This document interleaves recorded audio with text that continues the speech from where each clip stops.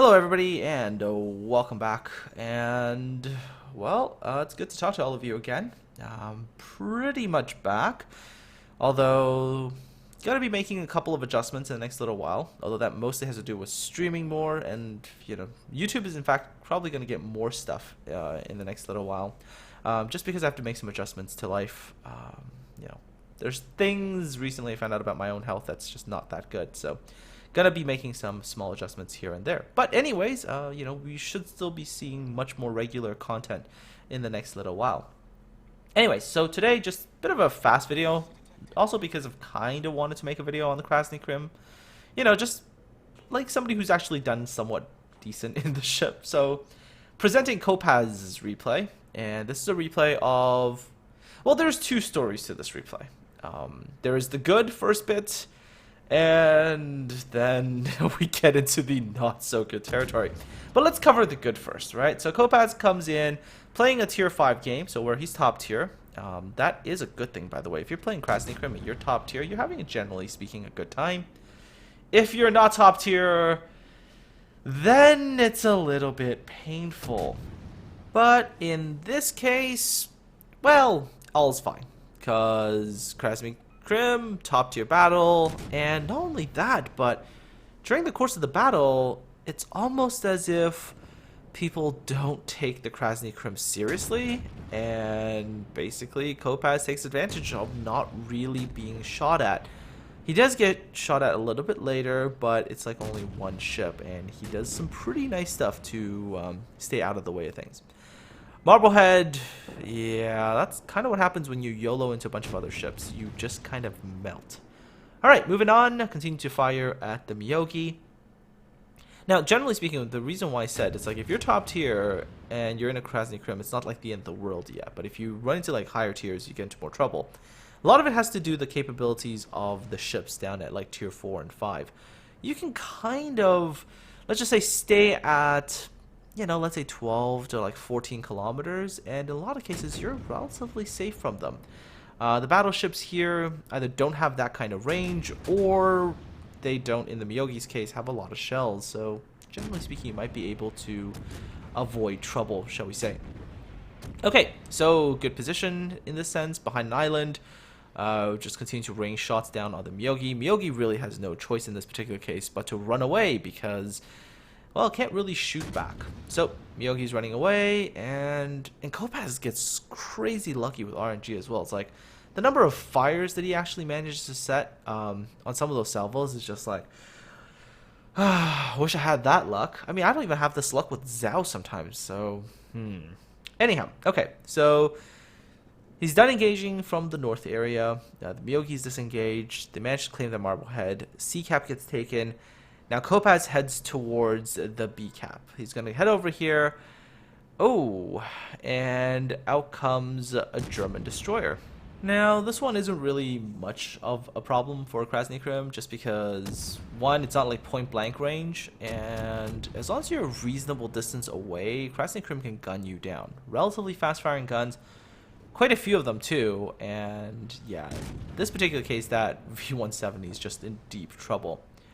In fact, out of the low tier German destroyers, I think my favorite one is still the tier 2. It's just that little ship is just evil. It's tiny too, it's like that thing is like a little torpedo boat, and it makes it really hard to hit. And the way its torpedoes are positioned, that thing can deliver some pretty scary torpedoes. Okay, anyways, destroyer gone. Full HP New York.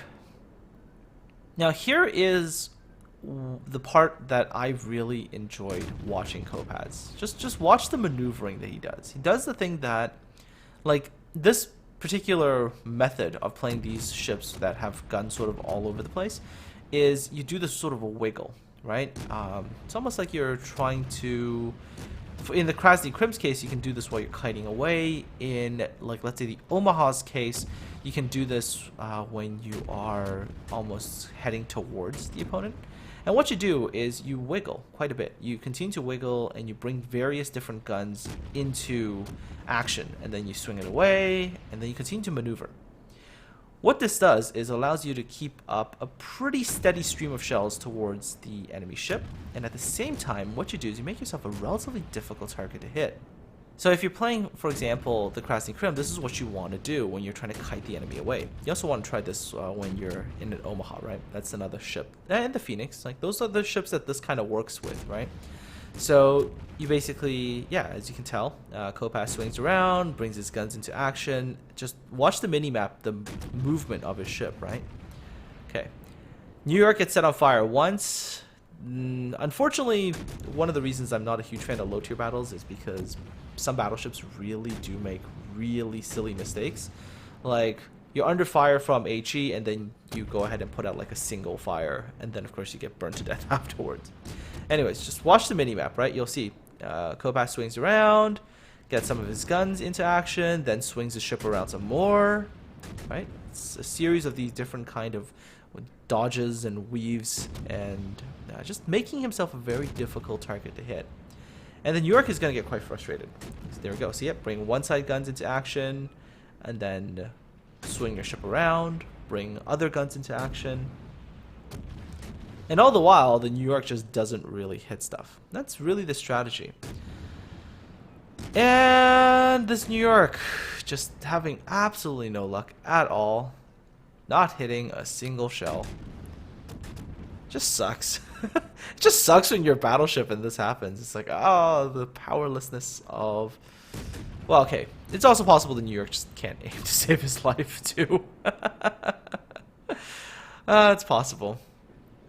Anyways, New York just getting wrecked. I guess the only thing Kopass could have really done a little bit better here was maybe just do a little bit more targeted shooting. Once he's got the two center fires, just start to target like the bow area of the ship maybe to get maybe that third fire. Could have burned the New York down a little bit faster, I think. But it's okay.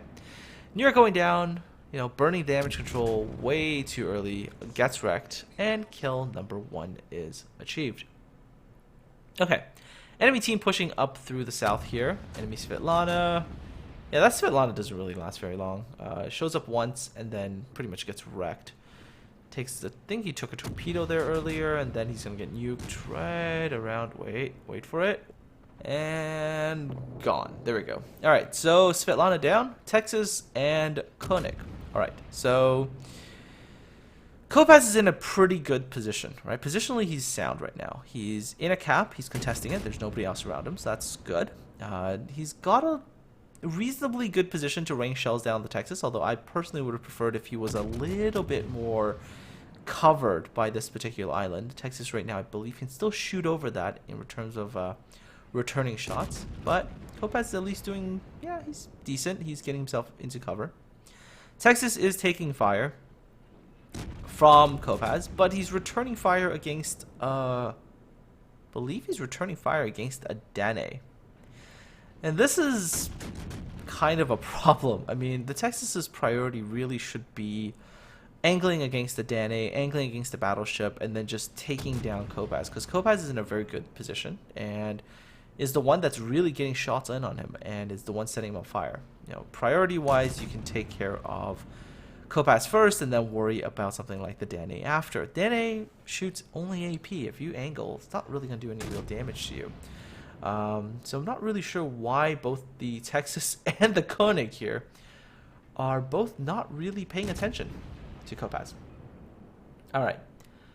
So by the way, if at this particular time you're starting to look a little bit at chat, this is sort of where the beginning of some of that chat stuff is going to happen. And it's where it goes from, this is a really solid game, to,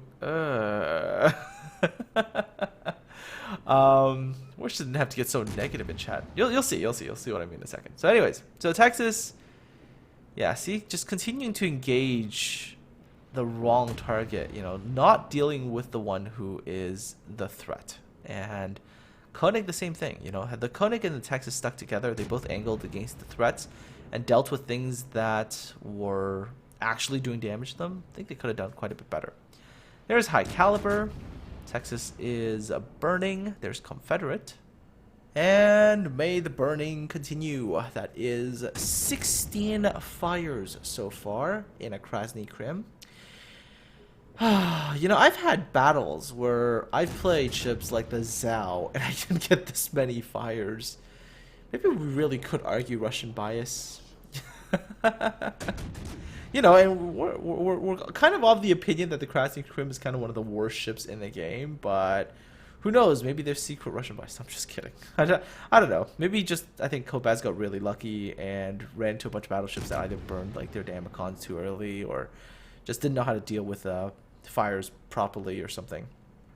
Okay, so Koenig taking more fires, continue to burn, got bombed a little bit there, getting bombed some more. Yeah, a little bit, little tiny bit, I think target fixated, the Texas and the Koenig there. I think had they been a little bit more conscious, shall we say. I think had they been a little bit more conscious of, you know, what was actually harming them, I think they might have survived and done a little bit better. Alright, then attention shifts to the Bogue. The poor thing. The Bogue is like one of those ships, just can never run away from anything. Just gets totally wrecked. Koenig ate something else there. So Kopaz turns around and some more HE. Hold on, hold on, hold on, and there we go. There's another fire. The luck. 19 fires. Oh, and there's Witherer somewhere. There was the Witherer medal from earlier. Okay, 150,000 damage in a Krasny Krym. There we go. Landing some more shots. That Koenig is just really screwed. Really, really, really screwed. So Kopaz just turns his attention back to the Bogue and drops a few more shots in that Bogue's direction. Yeah, that poor Bogue. He's running away as fast as he humanly can from a destroyer that's chasing him, but no real joy there. Just see, that's one of the carriers, right? I hate it. I just hate the Bogue. I mean, I hate him more than I hate the Langley. I mean, at least Langley's, you know, tier 4. You deal with, like, tier 4 stuff. The Bogue, ugh. Alright, continue to drop shots both ways. Onto the Koenig, onto the Krem. And so, pretty solid battle overall. I believe total final damage number for Kopaz will be 167,000, which is really, really good game, although not nearly as good as the top Russian game, which was like 190k. Yeah, don't ask. Don't ask which game that Russian played to get that kind of number. So everything was pretty good. And then, of course, we get to the chat, which is not so good. So this is kind of like a replay of two, you know, tale of two replays. You have the really good sort of battle with the solid damage numbers, and then you have the ugly, the ugly chat. Believe the carrier on Kopaz's team was just raging at him for not doing certain things. But tactically and even strategically speaking, Kopaz did the right things in this battle. Was in the right positions, you know, managed to take the B cap, which was, you know, able to offer him some cover. He was in the right places, did the right kind of damage, so did the right things. And, you know, the carrier just kind of trash talks him for not doing certain things. Yeah, not really sure what the carrier was really raging about. Maybe just because he was getting shot at by somebody that, you know, ranting about other ships that weren't out there, I guess, taking the shots for him. But then Kopaz kind of loses his, well, he kind of loses his cool and decides, you know what, he's not going to take any more crap from the CV, and he offs him. Jeez, Kopaz, you had such a good replay there until that moment. I mean, you could have just let it go. That sounds like a really bad Disney song.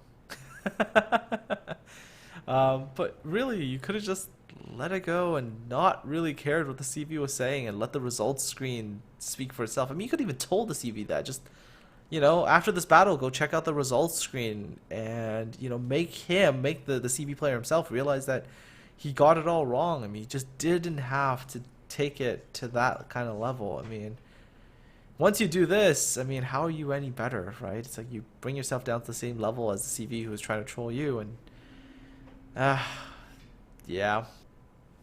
Just a bit kind of disappointed by the end. I mean, like the beginning part was great, and I was really happy to see a good Krasny Krym game, because really it teaches people that, you know, you can play a really bad ship, and as long as you play that ship to its strengths and you play it correctly in terms of your positioning and all that, you can still get really good games in that particular ship. It's just kind of unfortunate that such a good game was marred by this crap at the end. Yeah, Kopaz, seriously, the next time, you know, you run into something like this, maybe just relax a little bit and just tell the CV or tell whoever was trashing, you know, you in game, just to say, you know what, I did everything I needed to do. I carry the team. If you don't trust me, just go ahead, check out the results screen at the end, and you know, the results will speak for themselves. You know, you didn't have to go ahead and drop the same level. It really doesn't do you any good, and you know, you're really dropping to the exact same level as the person who is being a jerk to you. So just, you know, next time in the future, take a bit of a chill pill, and things I think will be just fine, as long as you just say, hey, look, results will speak for themselves, and I just don't care what you say. Don't take things personally, you know. People can be kind of a dick in the real world, and sometimes you just can't take things too personally, because, you know, there will be a time where you will need to take something personally, and by then, you know, get angry all you want. It will probably be a good thing. Anyways, so yes, Clemson comes up on Kopaz's team and finishes off the enemy Hosho, and that is match, set, game. So here we go. Battle performance, 167,000 damage, 20 fires, holy crap, 248 hits, 3 hits to Citadel, even 1 base capture, gets Confederate, High Caliber, Witherer, very good amount of experience, 482,000 credits, which is also very nice. And just an overall very solid Krasny Krym game, with the exception of that incident at the end. Base experience-wise was also very good at 2,104. So that's basically almost double the next highest person on the team. So just showing you that, you know, again, a really bad ship like the Krasny Krym, played correctly, you know, exploiting, let's say, the right kind of tactics, you can still do really well.